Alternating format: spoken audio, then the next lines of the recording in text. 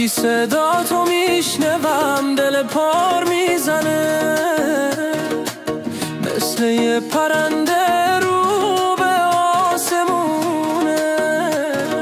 با تو دلم پر از آرامشه، هرچی بخوام با تو قشنگ‌تر میشه.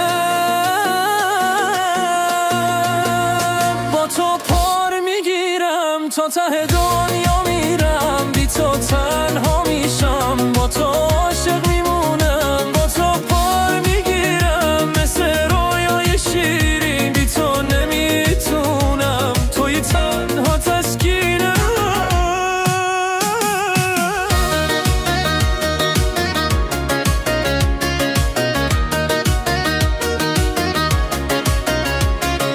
هر لحظه با تو یه قصه قشنگه، با تو قصه ها از یادم میره، با تو همه چی رنگ دیگه میگیره، با تو خوشبختی همیشه میمیره.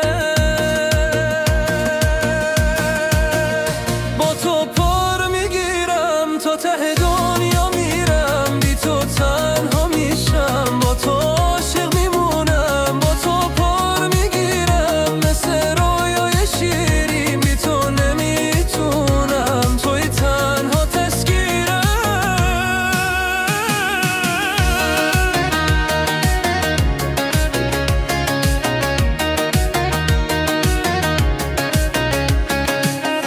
دلی که تو وقتی دوری، دلم پیش توه قوی تر، همه لحظه هم پر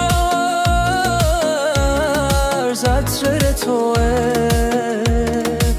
بیا کنارم بمون تا همیشه، با تو دلم عاشق بی چه دلیله.